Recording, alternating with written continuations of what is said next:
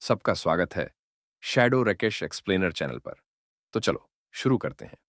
पिछली जिंदगी में जैंग पिंग एक डेडिकेटेड रेस्क्यू टीम मेंबर था, जिसने एक ट्रैजिक एक्सीडेंट में अपनी जान गंवा दी।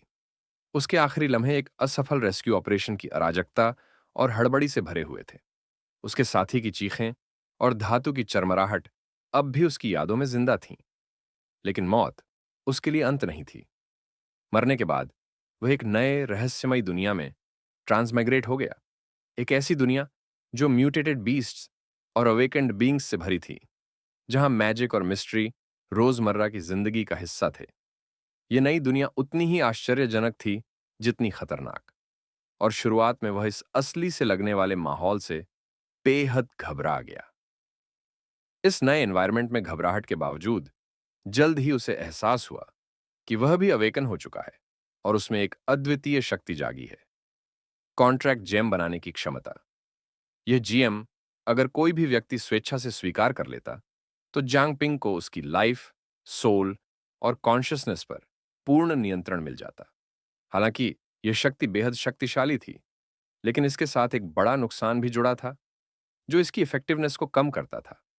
लेकिन उसके सोचने की कड़ी अचानक टूट गई जब सूजिन ने उसे पुकारा, "तू उस जीम को ऐसे घूरते हुए क्या कर रहा है?" चूंकि वह उसकी चाइल्डहुड फ्रेंड थी, जेंगपिंग ने मौका उठाकर उसके साथ मजाक करने की सोची। वह मुस्कुराते हुए बोला, "अगर तुझे कैंडी चाहिए, तो मैं तुझे ये क्रिस्टल दे सकता हूं।" पर सुजीन उसकी नीयत से अच्छी तरह वाकिफ थी। उसे पता था कि जांगपिंग असल में क्या करने की कोशिश कर रहा है, और कोई भी तरीका अपनाकर वह उसके कंट्रोल में नहीं आने वाली थी, खास तौर पर अपने बचपन के दोस्त के। जाहिर था कि जांगपिंग भी उसके रिएक्शन से पहले ही वाकिफ था, क्योंकि यह बस एक मजाक था। लेकिन इस प्लेफुल इंटरेक्शन ने उसकी शक्ति की सबसे बड़ी कमजोरी को उजागर कर दिया। कॉन्ट्रैक्ट तभी काम करता जब टारगेट पूरी तरह इन्फॉर्म्ड हो और स्वेच्छा से इसे स्वीकार करे। अगर कोई इसे जबरदस्ती खा भी ले, तो उस पर कोई असर नहीं पड़ता। यहां तक कि इस शरीर के असली मालिक ने भी इस कमजोरी के कारण अपनी जान लगभग गंवा दी थी। इस बेकार शक्ति को देखकर गुस्से में आकर जांगपिंग के शरीर के मूल मालिक ने लगभग अपनी जान गंवा दी। लेकिन किस्मत से जांगपिंग ठीक समय पर इस शरीर में ट्रांसमाइग्रेट हो गया। अपनी पिछली जिंदगी की यादों के चलते उसकी मानसिक प्रतिरोधकता मजबूत थी, जिससे उसने हार न मानने का फैसला किया और इस नए जीवन की शक्तियों का पूरा फायदा उठाने की ठानी। इस बीच सूजिन ने देखा कि जांग पिंग का हौसला डगमगाने लगा है। एक सच्चे दोस्त की तरह वह उसे उत्साहित करने के लिए हर संभव तरीका अपनाने लगी, फिजिकली भी। उसने मस्ती में उसके बालों को बिखेरते हुए कहा, "इतनी जल्दी हार मत मान। यह दुनिया बहुत बड़ी है। कोई ना कोई प्राणी तो जरूर मिलेगा जो तेरी कॉन्ट्रैक्ट जीम को स्वीकार करेगा।" लेकिन जियांग पिंग ने उसकी बात को झटके से खारिज कर दिया। वह झुंझलाते हुए बोला, "बोलने के लिए तो तेरे लिए आसान है, लेकिन मेरे अलावा और कौन होगा जो अपनी मर्जी से किसी के कंट्रोल में जाना चाहेगा?" लेकिन जैसे ही यह शब्द उसके मुंह से निकले, अचानक एक ख्याल उसके दिमाग में बिजली की तरह कौंध गया। मैंने कभी इस जीएम को खुद पर ट्राई करने की कोशिश ही नहीं की। वह खुद से ही सवाल करने लगा, "मुझे यह आइडिया पहले क्यों नहीं आया?" फिर एक पागलपन भरा ख्याल आया, "पता तो चले, हो सकता है ये काम कर जाए।" और बिना एक सेकंड गंवाए उसने बोलकर तेजी से वह क्रिस्टल निगल लिया, जैसे फेड्स उसके पीछे पड़े हों और ये आखिरी मौका हो। सुजिन की आंखें फटी की फटी रह गईं। उसने घबराकर सोचा, यह पागल अपनी ही जान लेने वाला है क्या?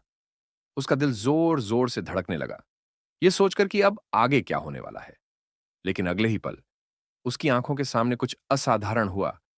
जियांगपिंग के चारों तरफ एक रहस्यमयी हरी आभा फैलने लगी, जो तेजी से स्पंदित हो रही थी। यह ऊर्जा इतनी शक्तिशाली थी कि उसके चारों ओर एक दिव्य चमक उठने लगी, जो हवा में नृत्य कर रही हो। हरी आभा धीरे धीरे गायब होने लगी, और जैसे ही यह घुली, सूजिन याओ की आंखों में आंसू भर आए। वह भागकर जेंगपिंग के पास पहुंची, उसकी हालत देखने के लिए। "तू ठीक है ना?" उसने घबरा कर पूछा। जेंगपिंग ने हल्की मुस्कान के साथ उसे आश्वस्त किया कि वह ठीक है। यह सुनकर सुजिन ने राहत की गहरी सांस ली, लेकिन फिर गुस्से में बोली, "आइंदा मुझे इस तरह मत डराना।" फिर उसने आसमान की तरफ देखा। अंधेरा छाने लगा था। "काफी देर हो गई, मुझे अब हॉस्टल लौटना होगा।" जाने से पहले उसने बताया कि सुबह उसे पेट्रोल टीम को रिपोर्ट करना है, और इसलिए जांगपिंग को उसका इंतजार करने की जरूरत नहीं। जांगपिंग ने मुस्कुराते हुए उसकी बात सुनी। लेकिन उसके चेहरे पर हल्का सा दर्द भी झलक उठा। ये बात स्पष्ट थी, सुजिन याओ अब अपने सपने के करीब थी। उसने सभी किताबों का ज्ञान प्राप्त कर लिया था और अब वह असल युद्ध के लिए तैयार थी। पेट्रोल टीम में शामिल होकर अपने होमलैंड की रक्षा करना हमेशा उसका सपना रहा था और अब वह इसे पूरा करने जा रही थी। जांग पिंग को उस पर गर्व था, लेकिन साथ ही एक अजीब सा खालीपन भी महसूस हो रहा था। अब हम शायद कम ही मिल पाएंगे। पेट्रोल टीम की कठिन ट्रेनिंग और खतरनाक मिशन का मतलब था कि उनके रास्ते बहुत कम टकराएंगे। सुजिन को भी यह एहसास था, इसलिए वह मुड़ी, हल्की मुस्कान के साथ बोली, दुखी मत हो, जब तू और मजबूत हो जाएगा तब हम साथ काम कर सकते हैं। जांग पिंग ने हंसते हुए उसकी बात को टालने की कोशिश की। हाँ, वो दिन आएगा भी या नहीं, कौन जाने। उसकी बेकार सी शक्ति के कारण एकेडमी ने उसे एक किसान बना दिया था। वह हंसी में ही कह बैठा, शायद अब गांव जाकर खेती बाड़ी ही करनी पड़े। लेकिन अंदर ही अंदर वह जानता था, अब सुजिन से मिलने के मौके बहुत कम होंगे। भले ही यह शरीर सुजिन का बचपन का दोस्त था, लेकिन जांग पिंग के लिए वह अब तक की पहली और इकलौती दोस्त थी। वह उसे इतनी आसानी से खोना नहीं चाहता था। उसने सोचा कि शायद एक आखिरी बार उसे गले लगा ले, लेकिन इससे पहले कि वह खुद कुछ कर पाता, हरी आभा अचानक फिर से प्रकट हुई और उसका शरीर अपने आप सुजिन याओ को गले लगा बैठा। अ, हुआ क्या? दोनों स्तब्ध रह गए। यह अप्रत्याशित गले में ऐसा एहसास था जो शब्दों से बयान नहीं किया जा सकता था। सुजिन याओ हक्का बक्का रह गई। कुछ सेकंड के लिए वह कुछ कह ही नहीं पाई। उसकी धड़कनें तेज हो गईं और फिर वह झट से पीछे हट गई, चेहरा लाल होते हुए। बेवकूफ! वह तेजी से भाग गई, लेकिन जाने से पहले जैंगपिंग ने पीछे से पुकारा, अपना ख्याल रखना। सुजिन ने पीछे मुड़कर देखा और चमकती आंखों से मुस्कुराते हुए जवाब दिया, तू भी। और फिर वह अंधेरे में ओझल हो गई। जांगपिंग वहीं खड़ा रह गया, आसमान की तरफ देखते हुए।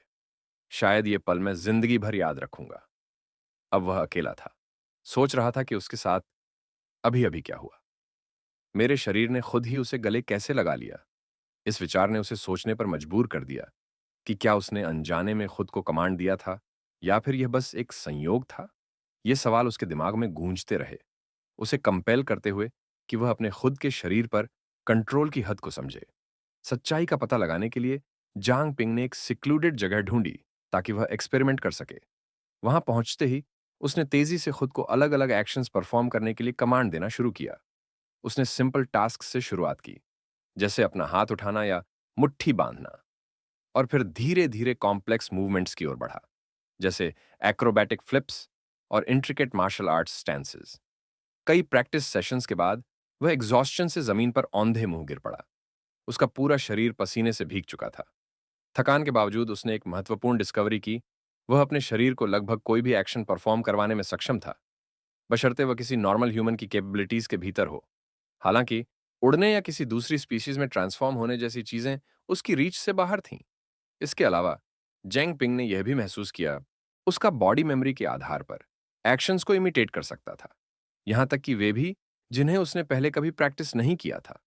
इसका मतलब यह था कि थियोरेटिकली वह विभिन्न मार्शल आर्ट्स को एफर्टलेसली मास्टर कर सकता था, बशर्ते उसकी फिजिकल एबिलिटीज आवश्यक स्टैंडर्ड्स को पूरा करती हों। इस नई पोटेंशियल ने उसे अपने फिजिकल फिटनेस को सुधारने के लिए डिटर्मिनेशन से भर दिया, क्योंकि वह जानता था कि ऐसा करने से वह और स्ट्रांगर होगा। लेकिन इन सब के बावजूद अभी भी एक क्वेश्चन था जिसका उत्तर दिया जाना बाकी था। जांग पिंग ने इसे और टेस्ट करने का फैसला किया और अपने बॉडी को एक स्पेसिफिक कमांड दिया। अगली सुबह जब उसने आईज ओपन की, तो वह पूरी तरह से डिसोरिएंटेड था और यह सोचकर कंफ्यूज था कि वह कहां है। उसे सरप्राइज हुआ जब उसने खुद को कैफेटेरिया में एक राइस बोल के सामने बैठे पाया, जिसने उसे और भी कंफ्यूज कर दिया। लेकिन उसके लेग्स में आई सोरनेस ने उसे जल्दी ही याद दिलाया कि उसने सोने से पहले खुद को मॉर्निंग रन के लिए ऑर्डर दिया था। उसका बॉडी वास्तव में मॉर्निंग रन पर गया था, जबकि वह अनकॉन्शियस था। इस रियलाइजेशन ने जांग पिंग को बेहद एक्साइटेड कर दिया। उसका हाइपोथेसिस सही साबित हुआ। उसका बॉडी कमांड्स एग्जीक्यूट कर सकता था, भले ही उसका ब्रेन अनकॉन्शियस हो। यह मानो उसने कोई ऑटो फंक्शन अनलॉक कर लिया हो, एक अत्यधिक ओवरपावर्ड एबिलिटी। लेकिन यह सब too good to be true लग रहा था। उसने अराउंड लुक किया ये देखने के लिए कि क्या किसी ने उसकी अनयूजुअल एक्टिविटी को नोटिस किया था, लेकिन सभी लोग डिस्ट्रैक्टेड थे क्योंकि लुओ शू आ चुकी थी। शू स्कूल की ब्यूटी, जिसे उसके पीयर्स द्वारा एक गॉडेस माना जाता था, लेकिन इस एनकाउंटर में कुछ ऑफ लग रहा था और जियांग पिंग ने इसे जल्दी ही नोटिस कर लिया। जियांग पिंग की आईज वाइडन हो गईं जब उसे रियलाइज हुआ कि ब्यूटीफुल शू एक मॉन्स्ट्रस सीक्रेट हाइड कर रही थी। असल में वह एक मॉन्स्ट्रस फॉक्स थी जो बिना किसी रिगार्ड के कुछ भी डिवावर कर सकती थी। यह साइट किसी नाइटमेयर से कम नहीं था और जियांग पिंग कुछ नहीं कर सकता था सिवाय इसके कि वह क्वेश्चन करे कि कोई और इसे नोटिस क्यों नहीं कर रहा था। जबकि वह कंटिन्यू ईट कर रही थी, बाकी लोग ऐसे चीयर कर रहे थे जैसे वह बस वहां से पास बाय कर रही हो। इस ग्राफिक डिस्प्ले को देखकर Jang Ping too stun to move था और प्रोफ्यूसली स्वेटिंग करने लगा। वह इसे सेंस मेक करने की स्ट्रगल कर रहा था, लेकिन दुर्भाग्य से उसकी रिएक्शन ने इस मॉन्स्टर का अनवांटेड अटेंशन आकर्षित कर लिया। उसी स्माइल के साथ वह उसकी ओर अप्रोच करने लगी। उसकी वॉइस और कंसर्न बिल्कुल शू की तरह परफेक्टली आइडेंटिकल थे, लेकिन इसके बावजूद जेंगपिंग इस इल्यूजन के थ्रू सी सकता था, जिससे उसकी सिचुएशन और भी वर्स हो गई। लेकिन फॉर्चुनेटली एक ट्रांसमिग्रेटर होने के नाते, जिसने 2 life times worth of wisdom experience किया था, वह जानता था कि डेंजर फेस करते समय स्टे काल्म करना कितना इंपॉर्टेंट है। इसीलिए जब यह मॉन्स्टर क्लोजर ड्रॉ हुई और उसे टेस्ट करने के लिए क्वेश्चन किया, तो जियांग पिंग ने कंपोजर मेंटेन किया और कैजुअली आंसर दिया कि वह फाइन है और चिंता करने की कोई नीड नहीं है। इससे पहले कि मॉन्स्टर कोई रिस्पॉन्ड करती, उसने सीन एक्सक्यूज कर दिया, यह कहकर कि उसे क्लास अटेंड करनी है। इस नॉनशलेंट बिहेवियर ने मॉन्स्टर को उसकी परसेप्शन डाउट करने पर मजबूर कर दिया, जिससे उसे लगा कि शायद उसने जांग पिंग से फियर स्मेल मिस्टेक कर दी है। जैसे ही जांग पिंग वहां से वॉक अवे हुआ, उसे रिलीफ सर्ज महसूस हुआ, लेकिन उसके माइंड में अब भी एक ट्रबलिंग क्वेश्चन लिंगर कर रहा था। स्कूल में ये म्यूटेटेड मॉन्स्टर्स क्यों थे? क्या किसी और ने इन्हें नोटिस नहीं किया, या फिर वह हॉलुसिनेट कर रहा था? लेकिन जो भी हो, उसने इमीडिएटली रिपोर्ट करने का फैसला किया और वह फैकल्टी रूम रश करने लगा। लेकिन वहां पहुंचते ही वह एक और हॉरिफाइंग साइट से सामना कर बैठा। टीचर भी मॉन्स्टर ट्रांसफॉर्म हो चुका था और वह एक स्टूडेंट को अपना प्रे बना रहा था। इस साइट को देखकर पैनिक सेट इन हो गया और इसलिए जांगपिंग जितनी तेजी से हो सकता था फ्लड कर गया। आखिरकार वह स्कूल बिल्डिंग के टॉप पर पहुंच गया, जहां वह अपनी फ्रस्ट्रेशंस फ्रीली एक्सप्रेस कर सकता था। वह पैनिकिंग कर रहा था, पूरी तरह से कन्विंस था कि कुछ सीरियसली रॉन्ग है। वह इस बात को रिफ्यूज कर रहा था कि यह सब केवल उसके हेड में था। उसे लग रहा था कि यह हेल ऑन अर्थ है। जैसे ही उसने अपने थॉट्स वेंट किए, वह क्रिस्टल, जिसे उसने पहले कंज्यूम किया था, उसकी पॉकेट से नीचे गिर गया। तभी उसे रियलाइज हुआ कि वह इन म्यूटेटेड बीस्ट्स को केवल जिम ईट करने के बाद ही देख सकता था। अपनी ट्विस्टेड रीजनिंग और डेस्परेशन की वजह से वह नॉर्मल रिटर्न करना चाहता था, इसलिए उसने और कंज्यूम करने का फैसला किया, होपिंग कि इससे इफेक्ट्स रिवर्स हो जाएंगे। लेकिन रिजल्ट उसके एक्सपेक्टेशंस के ऑपोजिट निकला। जेम कंज्यूम करने से इसके इफेक्ट्स इंटेंसिफाइड हो गए। तभी अचानक एक सिस्टम विंडो अपीयर हुआ, जिसने पास में मौजूद रेड गू की अप्रेजल की। यह देखने के बाद कि वह सक्सेसफुली अप्रेज कर सकता था, सिस्टम ने उसे फुटेज रिप्ले करके दिखाया कि यह रेड गू वहां कैसे आया।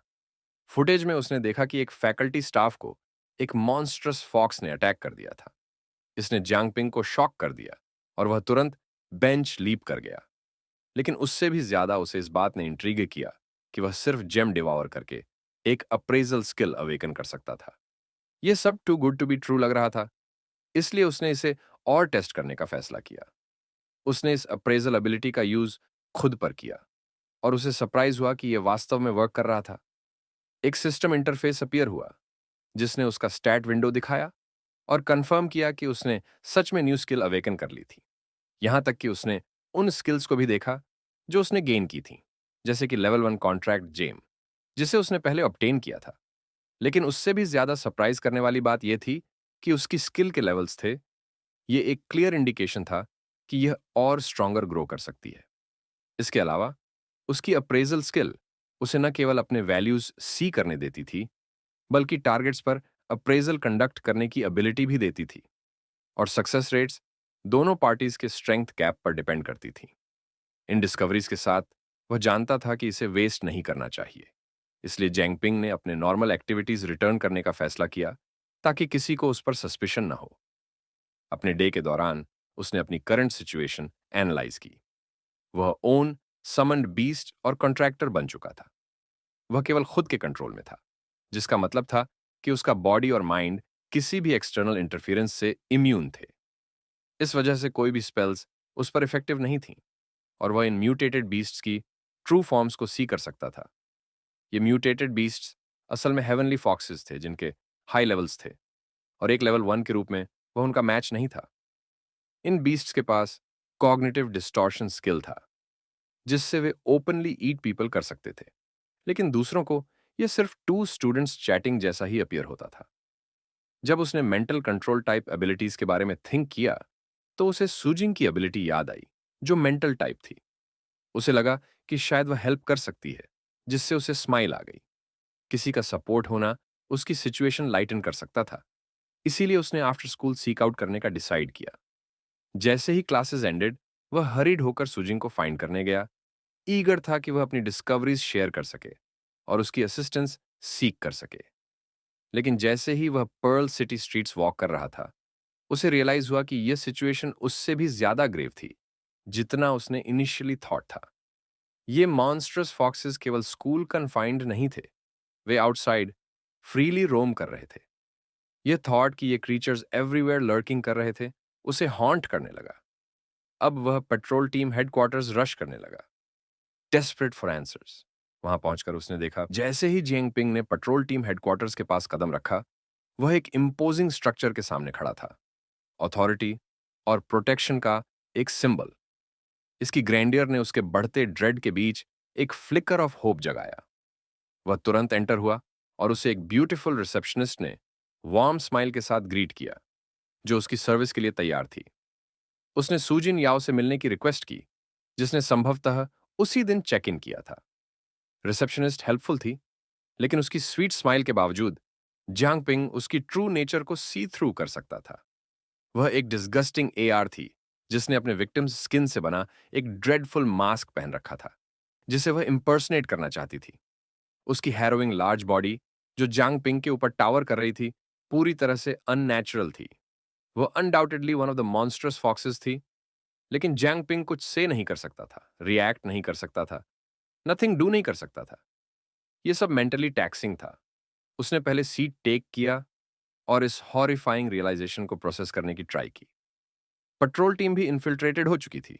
इसका मतलब था कि हाई लेवल अवेकेंड भी फॉक्सेस इल्यूजन्स को सी थ्रू नहीं कर सकते थे। यह एक डीपली अलार्मिंग बात थी, लेकिन इसके बावजूद उसका रिजॉल्व सुजिन याओ फाइंड करने के लिए और भी स्ट्रेंथन हो गया। वह क्लिंग कर रहा था कि शायद वह अभी भी इस करप्शन अनटच्ड थी।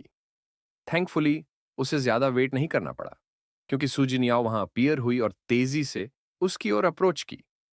उसने तुरंत क्वेश्चन किया कि सडन विजिट का कारण क्या था। जैंग पिंग ने खड़े होकर उसे ग्रीट किया, लेकिन उसने रिवील नहीं किया कि उसने क्या लर्न किया था। उसने बस ये से किया कि वह वरीड था कि वह अपनी न्यू रोल में अडेप्ट कर पा रही है या नहीं। सुजिन याओ ने उसे अश्योर किया कि वह फाइन है और अपने टीम इंट्रोड्यूस किए, ये कहते हुए कि वे उसकी गुड केयर टेक कर रहे हैं। यह सब कंफर्टिंग होना चाहिए था, लेकिन जांग पिंग्स आईज उसकी ट्रू इमोशंस को बिट्रे कर रहे थे। उसकी आईज में प्रोफाउंड सैडनेस थी। सुजिन याओ ने इसे मिस इंटरप्रेट कर लिया, उसे जेलसी या फियर ऑफ बीइंग फॉरगॉटन के रूप में परसीव किया। उसने जल्दी से उसे एड्रेस किया, यह प्रॉमिस करते हुए कि उसे वरी करने की कोई नीड नहीं थी। उसने वाव किया कि वह वर्क हार्ड करेगी और म्यूटेटेड बीस्ट्स फाइट करने के लिए और फ्यूचर में अपने पेरेंट्स अवेंज करने के लिए स्ट्रांग बिकम होगी। अगर जियांग पिंग सच में उसे मिस करता था, तो वह उसे पेट्रोल टीम रिकमेंड कर सकती थी, क्योंकि अभी टीम शॉर्ट ऑन पीपल थी, इसलिए उसमें ज्वाइन करना इजी होता। लेकिन जियांग पिंग बेटर न्यू, उसकी पावर्स चाहे यूनिक थीं, लेकिन वे कॉम्बैट के लिए इल सूटेड थीं। उसने जेंटली रिफ्यूज किया और उसका ऑफर थैंक किया।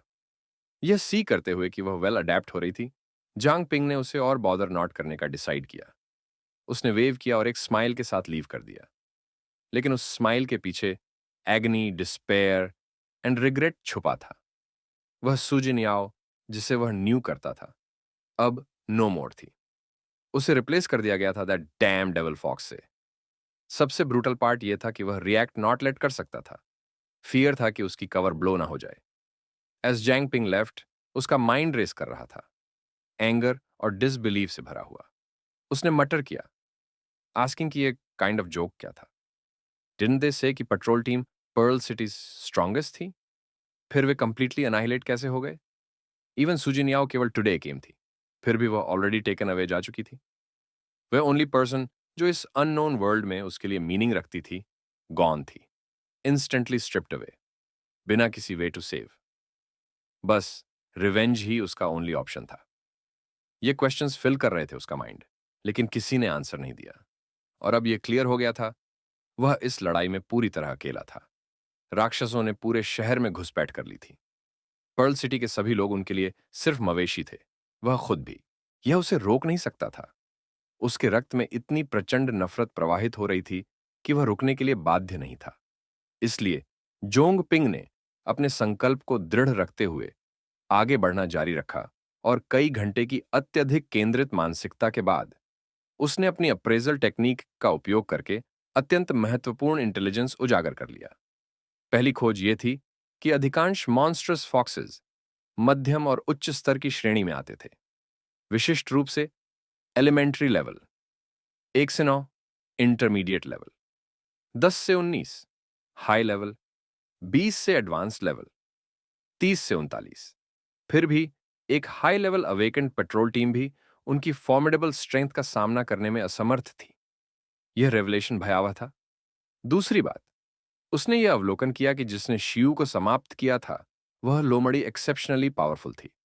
यहां तक कि उसकी इंस्टिंक्ट्स ने उसे चेतावनी दी कि यदि उसने इसे अप्रेज करने की कोशिश की, तो उसका स्थान कॉम्प्रोमाइज्ड हो सकता है। इससे यह संकेत मिलता था कि यह लोमड़ी या तो एक एडवांस्ड लेवल अवेकेंड थी या संभवतः किंग लेवल अवेकेंड, जिसकी सीमा लेवल 40 से प्रारंभ होती थी। यह स्पष्ट करता था कि ये दैत्याकार लोमड़ियां खुद से कहीं अधिक अवेकेंड वॉरियर्स को भी पराजित करने में सक्षम क्यों थीं? तीसरी खोज, सामान्य रूप से म्यूटेटेड बीस्ट्स के विपरीत डीमन फॉक्सेस में अत्यधिक कॉग्निटिव इंटेलिजेंस थी। वे स्वयं को कुशलता से डिस्गाइज कर सकते थे, जिससे वे मानव समाज में सहजता से घुल मिल जाते थे। लेकिन यह केवल एक सतही फसाड था।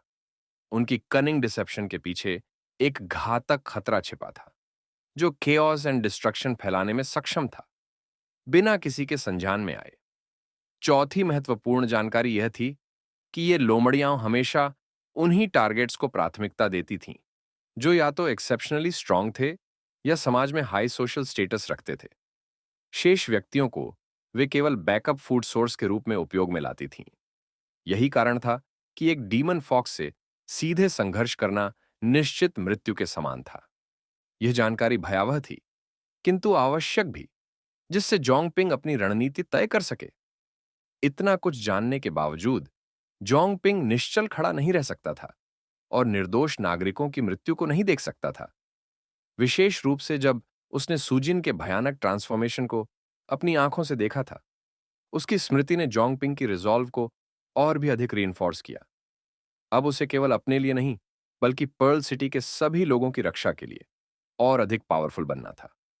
अ वीक लेटर, 3 बजे सुबह जोंगपिंग पहले से ही जाग चुका था।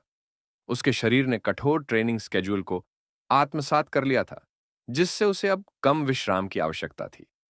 पिछले कुछ दिनों में उसने अपने लेवल को एक बार बढ़ाने में सफलता प्राप्त की थी। न केवल उसने अपनी फिजिकल ट्रेनिंग में अत्यधिक मेहनत की थी, बल्कि वह प्रतिदिन जीम्स उत्पन्न और कंज्यूम भी कर रहा था, यह आशा करते हुए कि वह एक नया एबिलिटी और टैलेंट प्राप्त करेगा। किंतु जब से उसने अप्रेजल टेक्निक प्राप्त की थी, तब से वह जो जीम्स बना रहा था, वे कलरलेस एंड इनइफेक्टिव हो गए थे। यह उसके लिए एक फ्रस्ट्रेटिंग सेटबैक था। किंतु आज अंततः उसे एक कलर्ड जीम प्राप्त हुआ।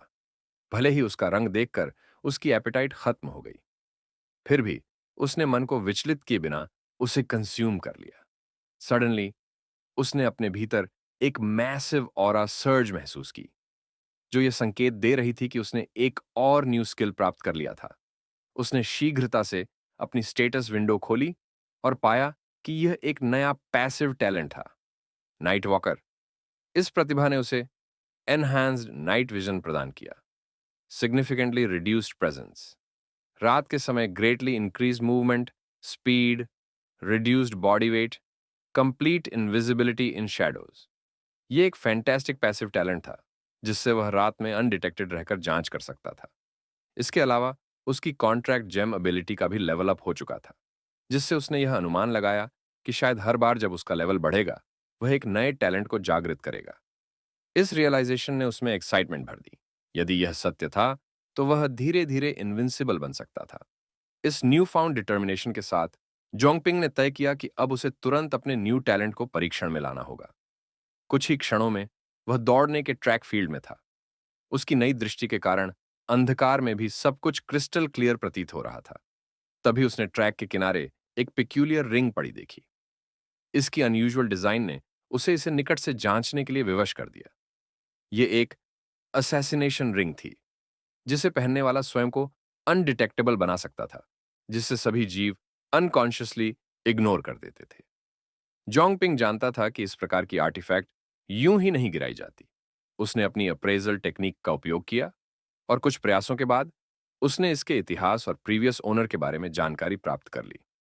अपनी विजन में उसने एक डीमन फॉक्स को देखा जो शू के रूप में डिस्गाइज करके किसी अन्य व्यक्ति से मिल रही थी, जिसका यह रिंग थी।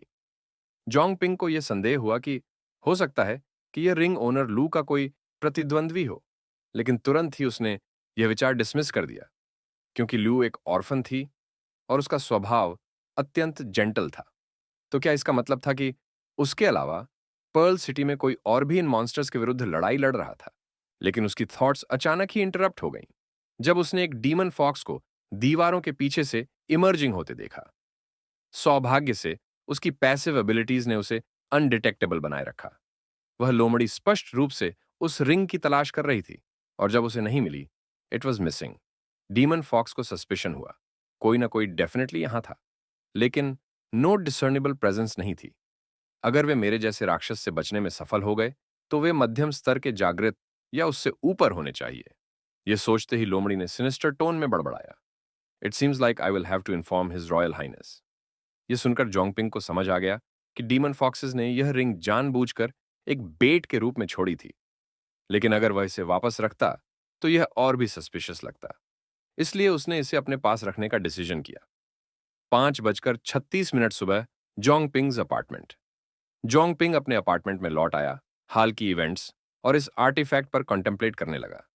यह रिंग न केवल उसकी स्ट्रेंथ बढ़ा रही थी, बल्कि उसे एडिशनल एडवांटेजेस भी प्रदान कर रही थी। Looks like things are getting good, उसने सोचा। लेकिन यह तो केवल उसकी असम्पशन थी। रियलिटी में चीजें बहुत ज्यादा ग्रिटी होने वाली थीं। एन अनएक्सपेक्टेड इंटरवेंशन अचानक एक इथीरियल प्रेजेंस ने उसका नाम पुकारना शुरू किया। जोंगपिंग पूरी तरह से स्टार्टल्ड हो गया और चेयर से लगभग गिर पड़ा, लेकिन यह गोस्टली प्रेजेंस उसे छुपने के लिए अर्ज कर रही थी। फिर भी वह शॉक में था और इस मिस्टीरियस वॉइस के सोर्स को आइडेंटिफाई करने में ज्यादा कंसर्न्ड था। कोई और ऑप्शन न बचने पर उस गोस्टली एंटिटी ने अपनी पावर्स का यूज करके उसे काम किया और उसे वार्न किया कि उसके एनिमीज पहले से ही बिल्डिंग में मौजूद हैं और वे ग्रुप्स में मूविंग कर रहे हैं उसे एम्बुश करने के लिए। 5:40 सुबह डीमन फॉक्सेस उसके रूम में इन्फिल्ट्रेट कर चुके थे, लेकिन जोंगपिंग अभी भी पजामास में था और बेड पर पीसफुली स्लीपिंग, और राक्षस की आंखों से छलक रहा था कि वह जैंगपिंग को मारने आया था। और जैसे ही वह जैंगपिंग को मारने जाता है तो अभी के लिए भाग एक खत्म हो गया है। जल्दी जल्दी शैडो राकेश एक्सप्लेनर को सब्सक्राइब कर दो और जल्द ही 2000 सब्सक्राइबर पूरे कर दो। तो मिलते हैं इसके अगले वीडियो के साथ।